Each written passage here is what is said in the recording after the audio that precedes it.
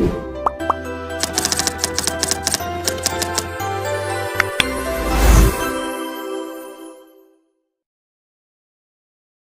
guys, jadi hari ini kita mau bahas dan diskusi mengenai analisis laporan keuangan.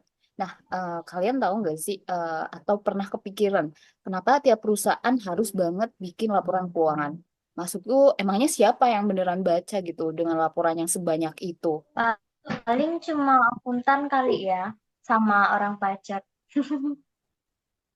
Padahal banyak banyak loh investor, bank, serikat pekerja, bahkan pesaing. Soalnya dari laporan keuangan kita bisa tahu tuh isi dalam perusahaan. Tapi supaya kita bisa ngerti betul, kita butuh yang namanya analisis laporan keuangan. Bener banget. Nah, juga coba kamu bayangin Colgate, salah satu perusahaan atau merek pasta gigi yang udah jadi kayak Indominya di dunia.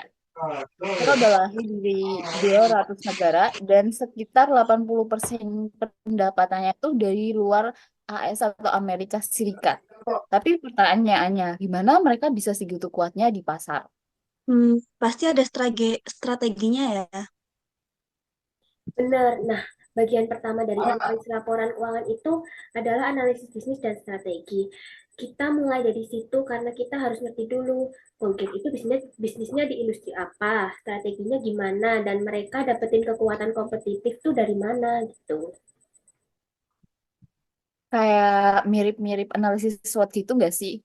Mirip, tapi kita juga bisa pakai kerangka Porter, kayak lihat kekuatan supplier, pembeli, ancaman, produk pengganti, pesaing, dan pendatang baru. Misalnya, karena pasar pasta gigi itu stabil tapi kompetitif, Colgate harus punya strategi harga, diferensiasi, dan efisiensi operasional. Gitu, Pus. Oh, berarti sebelum kita lihat angka-angka, berarti kita harus lihat dulu cerita besar di baliknya itu ya. Tepat banget, karena strategi itu ngaruh ke keputusan keuangan mereka. Misalnya, Colgate rela ngeluarin dana buat riset dan promosi biar tetap jadi nomor satu. Itu nanti bakal kelihatan di laporan keuangannya.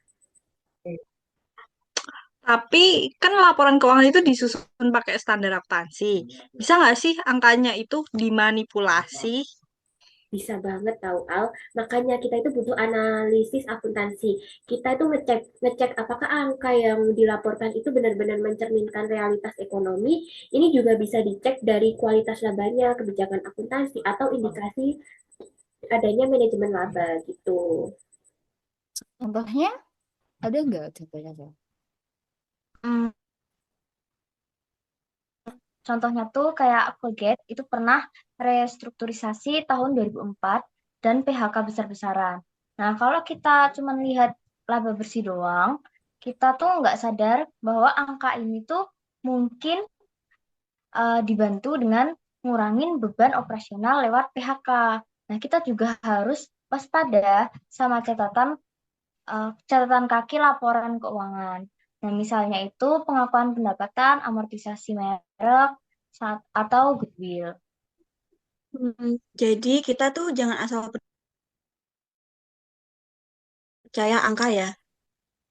Betul, makanya harus kritis karena angka tuh bisa benar secara standar akuntansi, tapi belum tentu mencerminkan kondisi ekonomi sebenarnya.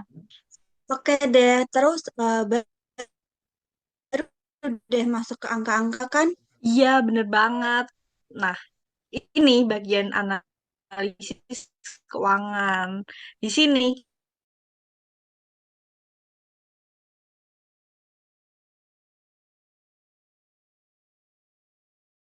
kita pakai rasio-rasio keuangan buat nilai performa badan. Nah, Oke, oke, oke. Ada contohnya nggak yang bisa ngejelasin itu? ada, misal nih, Colgate itu punya margin laba operasi yang stabil banget di atas 20%. Artinya mereka efisien banget dalam mengatur biaya. Tapi anehnya return of equity-nya atau ROE-nya mereka bisa nyampe 96%. Tinggi banget kan? Benar-benar, itu tinggi banget sih. Ya, gila. Nah, ternyata itu karena ekuitasnya kecil, tapi dia punya banyak utang. Jadi laba bersih dibagi modal kecil hasilnya tinggi. Tapi di balik itu, risiko keuangan jadi tinggi juga. Oh, berarti harus dicek leverage-nya juga dong. Benar, kamu bisa bandingin total debt to equity ratio atau interest coverage ratio. Kita juga bisa lihat cash flow from operating activities. Kalau arus kasnya stabil, itu indikator bagus. Terakhir nih, abis semua itu kita bisa nebak masa depan. Nah, itu tuh. Di sini kita tuh masuk analisis prospektif. Nah, kita bikin proyeksi pendapatan, laba, dan cash flow ke depan. Nah, terus kita hitung nilai intrinsik perusahaannya. Kalau caranya gimana? Nah, biasanya tuh mereka pakai metode DCF atau discounted cash flow. Tapi intinya kita lihat tren pertumbuhan sih, kayak rencana strategis dan apakah perusahaan punya peluang bertumbuh di pasar-pasar yang berkembang. Nah, contohnya tadi kan kita ada Colgate ya. Colgate misalnya, dia ekspansi terus ke Asia dan Afrika karena potensi dari konsumennya itu besar banget. Berarti kalau prediksinya bagus tuh sahamnya layak dibeli ya? Nah, kalau nilai intrinsiknya lebih tinggi dari harga pasar, kita bisa beli tuh. Kalau lebih rendah, jangan. Nah, semua ini juga, tapi balik lagi ke kualitas analisis kita sih dari awal tadi.